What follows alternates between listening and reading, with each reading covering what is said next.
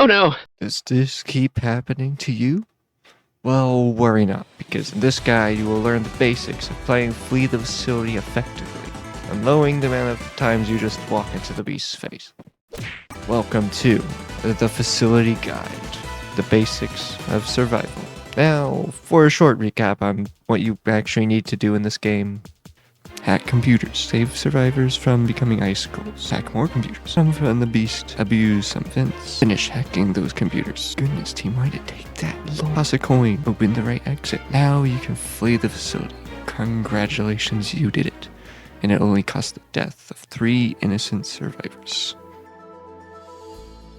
To hack a computer, find a blue screen with parts that supposedly resemble a keyboard and press E. When hacking, you will get error skill checks where you have to press E on the white line. If you fail this skill check, you will basically be giving the beast your IP location. So it's important not to fail it.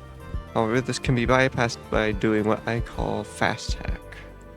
About every 5 seconds, crawl until you stop hearing the keyboard noises, uncrawl, and then press E. You do this continually about every 5 seconds, and then you won't get any error skill checks, and it's also faster than hacking normally. You also hack PCs faster when more people are helping out. While it would theoretically be faster to use fast hack when hacking with multiple people, most people don't have a specific way to do it, so it's typically better to just leave it alone and do the skill checks. Each map has specific spots computers can spawn, and as you play the maps, you will become familiar with them. Although, if you really need it, I have left a link to some overviews of major maps to kinda help you get your surroundings. They're kinda scuffed though, so your mileage may vary. Most competitive play currently revolves around just 2 maps though, that being Homestead and sometimes Airport. So it shouldn't take long to get familiar with the computer spots if you're playing FCL, which is the current largest competitive league in FTF. There are also some PCs that are more dangerous and important to hack than others. These come in the form of doubles and some pieces that are just inherently dangerous. And no, I'm not talking about that PC or just bad. Doubles are where there are 2 PCs in close proximity to each other, to the point where the beast can easily camp and prevent survivors from hacking both from a set position. Doubles are important since in most maps you only have 1 extra PC. So at least 1 PC from a double will have to be hacked. Dangerous PCs are a bit less clear, but generally they just have a lack of escape options. Places where the beast can easily trap you with the simple use of runner. More on that later. That is me being hit. While doubles and dangerous PCs are really important to hack, unless you spawn right next to them, you should hack whatever PC is closest to you first when you spawn in. Wandering around looking to find doubles before the beast can find them might seem like a good idea, but the beast will likely find them anyway, and your time would be better spent just hacking PCs you already found. Now, if you end up spawning in the middle of nowhere with no PC in sight, then sure, go for the dangerous PC spots. Just be careful, because sometimes that map won't even have doubles. Because I almost forgot to mention something. The computer spots and freeze pod spots are all decided by RNG, so it's entirely possible that the beast can lose simply for not having good spots. Thanks, Mr. Wendy. Knowing the maps is very important. You need to be aware of your environment. Although I can't understand the strategy of, if I don't know where I'm going, the beast definitely won't know where I'm going. However, you may start to rethink that strategy if you end up walking into a dead end. Learning the maps is something that is going to take some good old-fashioned experience, and probably quite a few unexpected deaths. However, there are a few elements that are consistent through all 2 of the maps competitive players play, and that is doors, windows, and vents. Doors are without a doubt one of the most important and amazing parts of Flee the Facility, hence the epic door music playing in the background. Mastering doors is a satisfying skill like no other.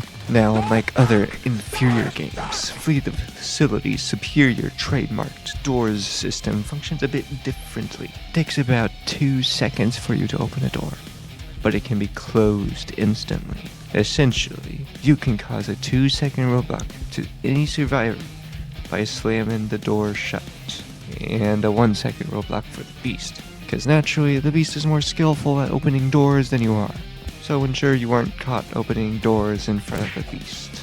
Now it pains me to bring you this next information, but this perfectly amazing doors system does have a flaw, all thanks to Mr. Wendy himself. In order to ensure you actually close the door, you need to make sure you spam E instead of just pressing it normally. Since sometimes if you just press E when the prompt comes up like a normal person, Flee the Facility will just pretend it didn't hear you and say, no, this beast, it's come through. There was no door shut.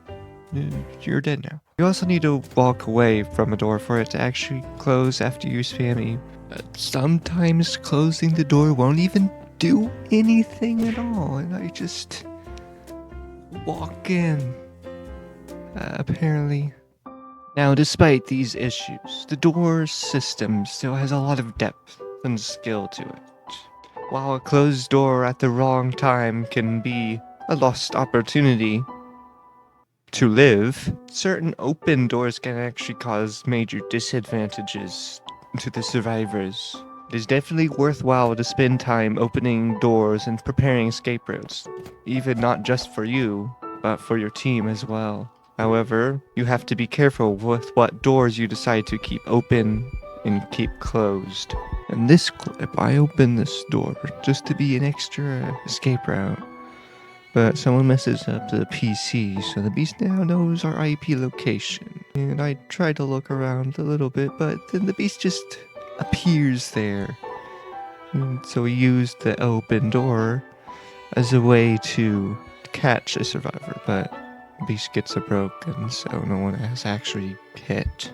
Now in this clip, the exact opposite happens. Because of this door being closed, this saves me from potentially being hit. And the beast doesn't even commit to trying to open the door, and I'm able to escape via the vent.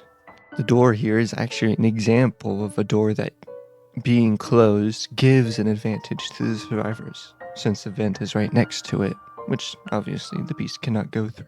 This leads us to the other two parts of the environment, starting with windows and any elevated ground for that matter. It's a very simple concept. You press spacebar to jump on and through the windows, and for the beast to follow, the beast must jump as well. But the beast is slowed down by jumping, so you can easily break away. Also, when the beast uses runner, the thing that makes the beast go fast, the beast cannot jump until that runner usage is over. Same concept goes for both windows and elevated ground that requires jumping. You must be wary, however, as many windows and elevation often have ways the beast can just climb onto them without jumping, thus allowing runner to go through. As for vents, they are the only obstacle in the game that the beast cannot go through whatsoever. But that doesn't mean they aren't dangerous. Crawling through a vent is an excellent way to break away from the beast, but you have to be careful, since you are far slower going through a vent than compared to a door or window. If the beast is following too close to you, you can end up getting hit when you wouldn't have if you just continued running. Vents can be quite safe if you use them right, able to outlast the beast, but it comes from your ability to easily get from one side of the vent to the other, because just standing next to it can lead to death. Just as a warning though, the beast can and will wallbang you and hit you through walls, through floors, through anything. So don't stand next to doors, or floors, or vents, or anything actually. Don't even. Knowing how to open doors and press the space bar is good and all, but you need to know what you're actually up against. Who is this beast guy? What are his abilities? How can I escape him? Could I invite him to dinner? The beast by default moves ever so slightly faster than you, and can jump. But after jumping, the beast will be slowed down.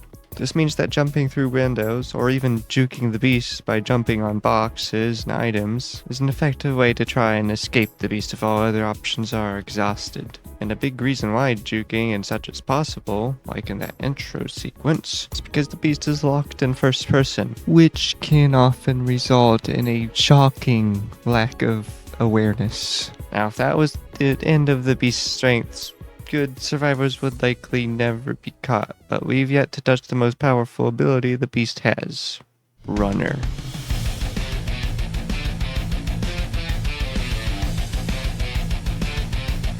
Help! Open the door! Help! I'm locked in with a killer! Runner grants speed. It charges in 22 seconds, lasting for about 3. Runner is what makes the beast dangerous, and is the reason why good survivors get hit. So keeping track of when the beast has it is incredibly important. Experienced players will often call out the usage of Runner with Q in the chat, because you press Q as the beast to use it. When the beast uses Runner, that gives you about 20 seconds of safety, where it's far easier to escape from him. The beast is far less deadly without his strongest ability. Just make sure to be in position by the time Runner recharges, and you can keep track of that by using the timer on the top left. But the usage of this ability amplifies his weakness, verticality. That, of course, being that the beast cannot jump while using Runner. Just keep in mind the beast's weakness when it comes to verticality is the speed at which he can do it, not whether or not he can. So while those are the beast's strengths, what are his weaknesses? First and foremost, that comes with awareness. As a survivor, you have access to a third-person camera, near-silent movement by constantly jumping, and the ability to go through vents. But as the beast, you are locked in first person, your footsteps can always be heard, and you can't just constantly jump. And most notably, there is a large light surrounding the beast along with a very distinct sound cue following you wherever you go. That is the main downside of the beast. It is difficult for the beast to be stealthy, but that doesn't mean that the beast can't get the jump on you. The beast telegraphs make it much easier for you to be aware of the beast, where it's much harder for the beast to be aware of you. There's also a lack of speed in vertical movement, but that's been covered already. However, as you have clearly seen through all of the clips of beasts just violating people's existence with Runner, it isn't hard for the beast to get the jump on someone despite those downsides. So how do you survive against such a beast? You need to use the 3 keys of survival: positioning, awareness, and stealth. Positioning relates to where you put yourself on the map, what doors you open, and how you intend to escape. A good versus bad position is really dependent on the game state and where the beast is. It is quite a broad topic, and many videos could be spent on positioning alone. In general, you want to stay near doors, vents, or elevated objects to jump onto. You want to stay near escape routes in case the beast tries to pursue you. The only times you should be out in the open is when the beast isn't nearby. In order to make sure that happens, and that you don't position yourself out in the open when the beast is nearby, you need awareness. Now, with the beast's bright light, beating heart, and intense music surrounding him wherever you go, it's not exactly hard to miss the guy. But if you aren't aware of the signs, it's quite easy to just walk into the beast anyway, even if he's playing predictably. You need to be aware of where the beast is and what the beast might be doing, and the game provides you tools to figure that out. Most obviously is the beast's light that follows him around, and it kind of allows you to see the beast somewhat through walls just by following where the light goes. If you see the beast's light at a door, that means that beast is probably opening the door, and you should leave. What's not so obvious but still incredibly useful is the sound the beast makes. I know, using your ears isn't a very popular thing nowadays on Roblox. But look, by positioning my camera towards this window in the infamous spot that Runner has been used so much in this video, I'm able to hear that heartbeat far before I could even see the light of the beast. And I'm able to get into position to escape quickly in case the beast does use Runner. In close quarter situations where many line of sights are blocked off, sound will often be the only thing to rely on, so it's important to utilize it. Positioning your camera towards a window or door you're planning to go through can often be a good way to actually see if the beast is nearby or in the direction you're going. Just keep in mind that the beast does have counterplay to this. Good beasts can and will take advantage of you not knowing exactly where they are. But proper game sense and prediction can make avoiding the beast much easier, as well as communicating with your team where the beast is and where he's going. Stealth relates to your ability to not be seen or heard by the beast. If the beast never gets any sign of your whereabouts, you force the beast to just guess, and that is a favorable position to have. In order to hack PCs at all, you often require the usage of stealth, because if the beast managed to chase you down the whole game, you would not get anything done. In fact, using stealth is what can make certain risky positions usable. Just keep in mind that aggressive hiding and jukes come with great risk. High risk, high reward. Be sure to get a move on if you do juke the beast, because it won't take long for the beast to realize that you went a different direction. Depending on the circumstances, there's only so many directions you could have gone, so it's best to make distance while you can. Also, as a side note, while holding spacebar will make your movement mostly silent, not making any footsteps, sometimes the beast can hear a jump sound from you. So the only way to not make any noise whatsoever is to stay still. So you and your team finally hacked the computers and have now unlocked the exits, just waiting to be opened. This is the hard part. Just kidding, this is the easy part. If you're close to an exit, it is often quite difficult for the beast to stop you from leaving. Now, opening the exit does take quite a bit of time, so you certainly cannot start opening it if the beast is coming after you. However, the beast cannot check both exits fast enough to prevent you from opening one. So waiting at an exit stealthily, checking on the beast, waiting for the beast to leave it, then opening said exit is a valid and effective strategy. If you have other teammates alive, communicating where the beast is and where he's going is incredibly helpful and can help other survivors stay hidden. Pay attention to their communication as well. If you're at maze exit and your team says that the beast is going maze or is at garage, that is your cue to run. Also to note, some exits are safer than others. On Homestead, the barn exit is far safer than the maze exit because the barn exit has many escape options for you if the beast does check you out, whereas the maze exit is just completely out in the open with no cover for quite a distance. So usually you don't want to go for the unsafe exits unless you know the beast just left for the other one or is at the other one. If you don't know, it's better to wait till the beast checks the exit you're at, or until you receive intel from your team. Just remember that the beast is also aware of these strategies and can use counterplay. Make it a guessing game for the beast to ensure you don't get trapped or predicted, and also be aware of the time.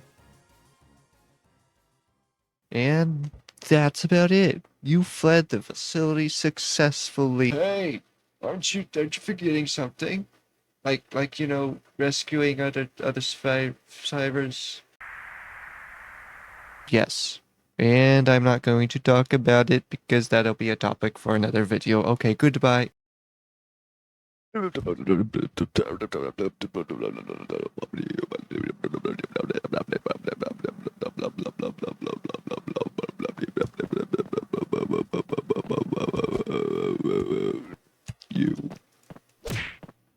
You can't hide there.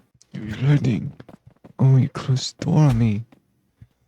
Oh no, what am I gonna do? Oh no, oh no, oh no, oh no, oh no.